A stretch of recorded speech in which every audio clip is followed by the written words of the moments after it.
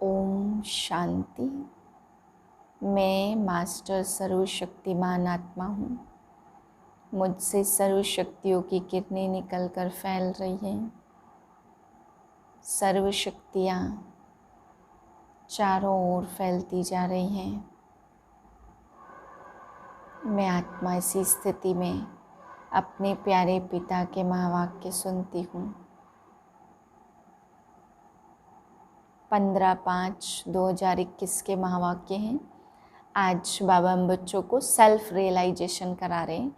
आत्मा क्या चीज़ है, कैसी है, क्या उसके गुण हैं, कैसा अनुभव होता है। बाबा कहते कोई भी तुम बच्चों से पूछे तुमने साक्षात्कार किया है तो बोलो हाँ हमने साक्षात्कार किया है, हमने बुद्धि से उसको समझा है। फिर बाबा समझा रहे ये जो भी चित्र हैं ये तुम्हारे मैप हैं, तुम्हें इन चित्रों पर अच्छी रीति समझाना चाहिए। फिर बाबा ने कहा कि बच्चे पतित पावन कह बुलाते हैं तो सभी पतित हैं ना, इसलिए मुझे बुलाते हैं, बाकी कोई भी पतित पावन नहीं है जो पावन बना सके। फिर बाबा ने समझाया अगर कोई समझने में हंगामा करे या सही रीति ना समझे तो इकट्ठा बैठ के नहीं समझाओ, एकांत में बिठाओ और कहो कि बहुत ही एकांत का ज्ञान है इसलिए बैठो और एकांत में बैठ के समझो। मीठे बच्चे तुम यहाँ आए हो सेल्फ रियलाइजेशन करने। तुम अपने को आत्मा समझ परमात्मा बाप से सुनो, आत्माभिमानी रहने का अभ्यास करो। प्रश्न है कई बार बच्चों से कोई पूछते हैं कि तुमने आत्मा का साक्षात्कार किया है, तो तुम उन्हें कौन सा उत्तर दो। उत्तर है बोलो हाँ हमने आत्मा का साक्षात्कार किया है। आत्मा ज्योतिर्बिंदु है। आत्मा में ही अच्छे व बुरे संस्कार हैं। आत्मा की सारी नॉलेज अभी हमें मिली है। जब तक आत्मा का साक्षात्कार नहीं किया था तब तक देह अभिमानी थे। अभी हमें परमात्मा द्वारा गॉड रियलाइजेशन और सेल्फ रियलाइजेशन हुआ है। गीत है न वह हमसे जुदा होंगे। ओम शांति। मीठे मीठे रूहानी बच्चों ने यह गीत सुना। रूहानी बच्चे कहते हैं शरीर द्वारा, ऐसे कोई कभी नहीं कहेंगे कि हम मर मिटेंगे साधु संतों के ऊपर। बच्चे जानते हैं हमको उनके साथ जाना है, यह शरीर छोड़ देना है, इसलिए कहते हैं यह शरीर छोड़ के हम चले जाएंगे। यह बहुत समझ की बात है। बच्चे बुलाते हैं कि हम पतितों को आकर पावन बनाओ। फिर क्या करूं? यहाँ तो छोड़कर नहीं जाऊंगा ना। यह सारी दुनिया पतित है। इस पतित दुनिया से पावन दुनिया में जाने के लिए बाप आए हैं। यह सारी दुनिया विशेष है, यह तुम जानते हो। तुम किसको विकारी पतित कहेंगे तो भी बिगड़ पड़ेंगे। मनुष्यों को समझाना बड़ा युक्ति से है। महिमा करनी है एक बाप की। अभी तुम बच्चों को नॉलेज मिली है, बड़ी समझ से बात करनी है। कहाँ देखते हो प्रश्न उत्तर करते हैं तो बोलो अभी हम कच्चे हैं। बड़ी बहन आकर रिस्पॉन्ड देंगी। तुम कहते हो शिव बाबा समझाते हैं, भगवानोवाच मनुष्य सब पतित हैं। पतित पावन को बुलाते क्योंकि पतित हैं। देहधारियों को भगवान नहीं कह सकते। भगवान निराकार शिव को कहा जाता। शिव के मंदिर भी बहुत हैं। पहले पहले जब एक बात को समझ लेवे तब ठहर सकेंगे। पहले पहले बताओ कि शिव भगवानोवाच शिव बाबा कहते हैं कि मामे कम याद करो। उनको अपना शरीर है नहीं। ब्रह्मा विष्णु शंकर को भी अपना सूक्ष्म शरीर है। देखने में आता है, यह तो देखने में आता नहीं है। उनको कहा ही जाता है परमपिता परमात्मा। तुम भी कहेंगे हम आत्मा एक शरीर छोड़ दूसरा लेता हूँ। तुमने अपनी आत्मा का साक्षात्कार किया है। भक्ति मार्ग में साक्षात्कार के लिए नोधा भक्ति करते हैं, परंतु भक्ति करने वालों ने कब साक्षात्कार नहीं किया है। वह क्या चीज़ है यह बिल्कुल भी नहीं जानते। सिर्फ कहते हैं वह निराकार है। बातचीत तो आत्मा करती है, संस्कार भी आत्मा में रहते हैं। आत्मा निकल जाती है तो न आत्मा न शरीर बात कर सकते हैं। आत्मा बिगर शरीर कुछ कर न सके। पहले तो आत्मा को पहचानना है और बाप द्वारा ही बाप को पहचान सकेंगे।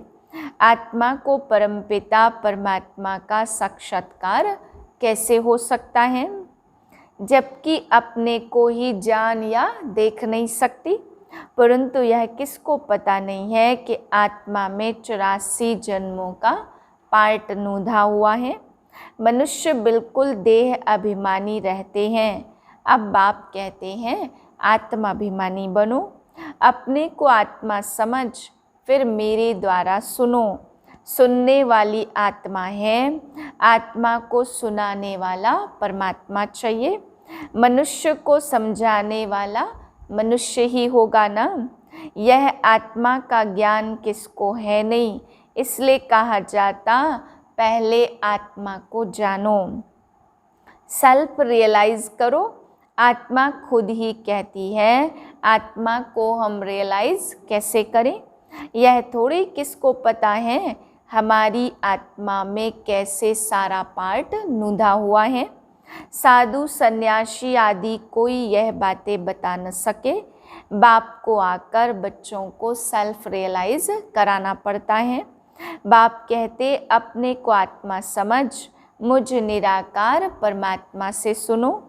आत्मा और परमात्मा जब मिले तब यह बातें हो।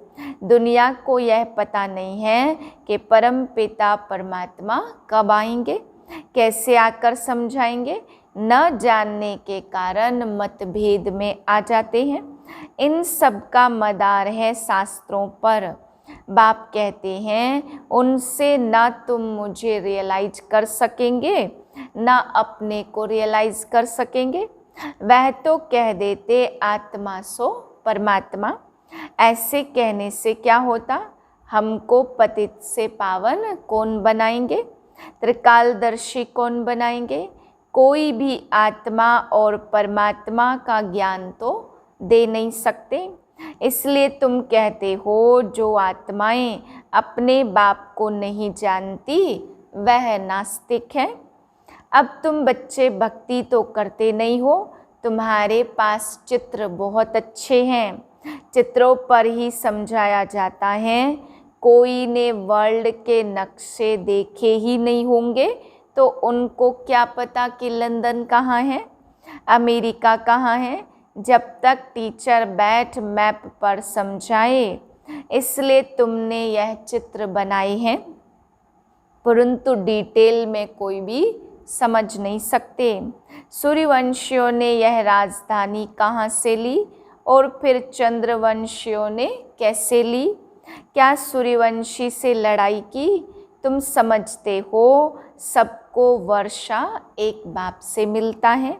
सूर्यवंशी चंद्रवंशी तो विश्व के मालिक है ना। दूसरा कोई धर्म ही नहीं होता तो लड़ाई आदि की बात ही नहीं है। अभी तुम समझते हो हम विश्व के मालिक बनते हैं। ऐसे नहीं कि सूर्यवंशियों से चंद्रवंशियों ने जीता व युद्ध चली। नहीं, अलग अलग घराना होता है। अब तुम्हारी बुद्धि में यह चित्रों की सारी नॉलेज है। स्कूल में भी स्टूडेंट पढ़ते हैं तो बुद्धि में सारी नॉलेज आ जाती है। छोटे बच्चों को किताब में दिखाया जाता है यह हाथी है, यह फलाना है। अब तुम इस ड्रामा को जान गए हो। यह सारा चक्र बुद्धि में है। यह है सारी नई बातें और इन बातों को ब्राह्मण कुल ही समझेंगे। दूसरे तो बैठ फालतू डिबेट करेंगे। ऐसे भी नहीं सबको इकट्ठा समझाया जा सकता है। नहीं, अलग अलग समझाना होता। कायदा भी है, पहले बाप को आत्मा को समझे, फिर क्लास में बैठे तो समझेंगे, नहीं तो समझ नहीं सकेंगे। संशय उठाते ही रहेंगे। तुमको समझाना है भगवान एक ही है, वह है ऊंचते ऊंच। देवताओं को भी भगवान नहीं कह सकते। आत्मा का भी ज्ञान अब तुमको मिला है। कर्म का फल आत्मा ही भोगती है। संस्कार आत्मा में ही रहते हैं। आत्मा सुनती है इन ऑर्गन्स द्वारा। भगवान बाप एक है, वर्षा उनसे मिलता है। बाबा ने समझाया है, तुम अपने को आत्मा निश्चय करो और बाप से बुद्धि योग लगाओ। जन्म जन्मांतर भक्ति करते आए हो। हनुमान के भी पुजारी होंगे तो हनुमान को याद करेंगे। कृष्ण के पुजारी होंगे तो कृष्ण को याद करेंगे। अभी तुमको समझाया जाता, तुम हो आत्मा, तुम्हारा परमपिता परमात्मा है। उनको याद करने से तुमको बाप का वर्षा मिलेगा। जो बाप है स्वर्ग का रचयिता, तो जरूर हम स्वर्ग में होने चाहिए ना। भारत स्वर्ग था, अभी तो स्वर्ग है नहीं जो राजाई हो। नरक में है रावण की राजाई। हमारी राजधानी कैसे चली, फिर हम कैसे नीचे उतरे, यह कुछ भी नहीं जानते। अभी तुम जानते हो, पुनर्जन्म लेते लेते हमको नीचे उतरना ही है। अब फिर बाप कहते मुझे याद करो तो तुम पावन बनेंगे, स्वर्ग का वर्षा मिलेगा। हम बाप के बनते हैं तो बाप का वर्षा मिलता है। परंतु जब तक तमो प्रधान से सतो प्रधान न बने, योग से पावन न बने, तब तक वर्षा मिल न सके। बाप कहते मुझे याद करने से तुम्हारे विकर्म विनाश होंगे। विकर्माजीत बनेंगे, यह गारंटी है। समझानी देनी पड़ती है। कोई समझेंगे, कोई तेज बुद्धि वाले होते तो शोर मचाने लगते, कोई न कोई विघ्न डालने वाले निकल पड़ते। कोई हंगामा करे तो बोलना चाहिए एकांत में आकर समझो। यहाँ कायदा है 7 रोज भट्टी में रहकर समझना, क्योंकि यह ज्ञान नया होने के कारण मनुष्य मूझते हैं। कोई भी पहले नया सेंटर खुलता है तो उसमें होशियार होने चाहिए जो सबको समझा सके। भगवान तो सबका एक है, सब आत्माएं भाई भाई हैं। परमात्मा सबका बाप है। पुकारते हैं पतित पावन आओ, तो जरूर वह पावन है ना। वह कभी पतित होते नहीं हैं। बाप ही आकर पतित को पावन बनाएंगे। सतयुग में सब है पावन और कलयुग में सब हैं पतित। पतित बहुत होते हैं, पावन थोड़े होते हैं। सतयुग में सब तो नहीं जाएंगे। जो पतित से पावन बनते वही पावन दुनिया में जाते हैं। सारी दुनिया आकर मत नहीं लेगी, यह मुश्किल है जो तुम सारी दुनिया को मत दो। अभी सबकी कयामत का समय है, विनाश सबका होना है। समझाने की बड़ी युक्ति चाहिए। जो शांति से बैठ सुने और डिस्टर्बेंस ना करे। पहले पहले तो बाप का परिचय देना है। शिव बाबा ही पतित पावन ठहरा, वही समझाते हैं। गीता में भी अक्षर मशहूर हैं। पतित पावन बाप ही कहते हैं मुझे याद करो तो तुम्हारे विकर्म विनाश होंगे। गीता से ही यह अक्षर ताल्लुक रखते हैं। शिव बाबा ने कहा है मुझे याद करो, मैं सर्वशक्तिमान पतित पावन हूँ। गीता ज्ञानदाता ज्ञान का सागर हूँ। गीता के अक्षर तो है ना, सिर्फ वह कहते कृष्ण भगवानोवाच और तुम कहते हो शिव भगवानोवाच। भगवान निराकार है, वह कभी पुनर्जन्म में नहीं आते, अलौकिक दिव्य जन्म लेते हैं। खुद ही समझाते हैं मैं साधारण बूढ़े तन में आता हूँ, जिसको ही भागीरथ कहते हैं। ब्रह्मा द्वारा ही रचना रचते हैं तो मनुष्य का नाम ब्रह्मा रखा जाता। व्यक्त ब्रह्मा से फिर पावन अव्यक्त फरिश्ता बन जाते। बाप आते ही हैं पतितों को पावन बनाने। तो जरूर फिर पतित दुनिया और पतित शरीर में आएंगे। यह है डिटेल की समझानी। पहले तो समझाना चाहिए। भगवान कहते हैं कल्प पहले मुआफिक मुझे याद करो तो तुम्हारे विकर्म विनाश होंगे। पतित से पावन बनो, गाते भी हैं हे पतित पावन आओ। गंगा तो है ही, तो तुम पुकारते हो तो जरूर कहाँ से आएंगे ना। पतित पावन आते हैं पतित से पावन बनाने का पार्ट बजाने। बाप कहते तुम पावन थे, फिर तुम्हारे में खाद पड़ी है तो वह योग बल से ही निकलेगी। तुम पवित्र बन जाएंगे, फिर पावन दुनिया में ही आएंगे।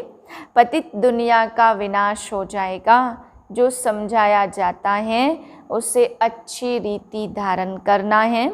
हम तो सिर्फ ऊंचते ऊंच बाप की महिमा करते हैं।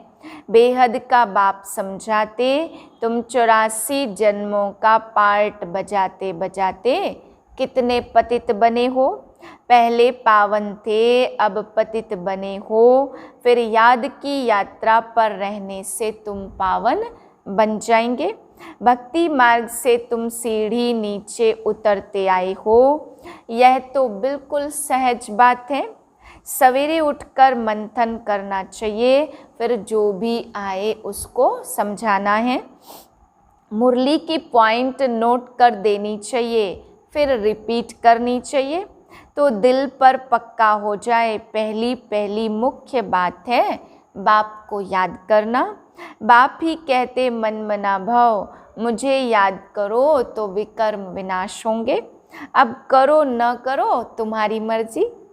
बाप का फरमान तो मिला हुआ है, पावन दुनिया में चलना है तो फिर पतित दुनिया में बुद्धि का योग नहीं जाना चाहिए, विकार में नहीं जाना है। समझानी तो बहुत अच्छी मिलती रहती है। अच्छा, मीठे मीठे सिकिल दे बच्चों प्रति माता पिता बाप दादा का याद प्यार। Good morning. रूहानी बाप की रूहानी बच्चों को नमस्ते। हम रूहानी बच्चों की रूहानी बाप को नमस्ते। धारणा के लिए है पहली पॉइंट, सवेरे सवेरे उठकर विचार सागर मंथन करना है। बाप जो सुनाते हैं उसे नोट कर रिपीट करना है और दूसरों को सुनाना है। सबको पहले पहले बाप का परिचय देना है। दूसरी पॉइंट, पावन दुनिया में चलने के लिए इस पतित दुनिया से बुद्धि योग निकाल देना है। वरदान है मनसा के महादान द्वारा हर संकल्प की सिद्धि प्राप्त करने वाले मास्टर सर्वशक्तिमान भव। जो बच्चे मनसा द्वारा शक्तियों का दान करते हैं उन्हें मास्टर सर्वशक्तिमान का वरदान प्राप्त हो जाता, क्योंकि मनसा द्वारा शक्तियों का दान करने से संकल्प में इतनी शक्ति जमा हो जाती जो हर संकल्प की सिद्धि प्राप्त होती है। वे अपने संकल्प को जहाँ चाहें वहाँ 1 सेकंड में टिका सकते हैं।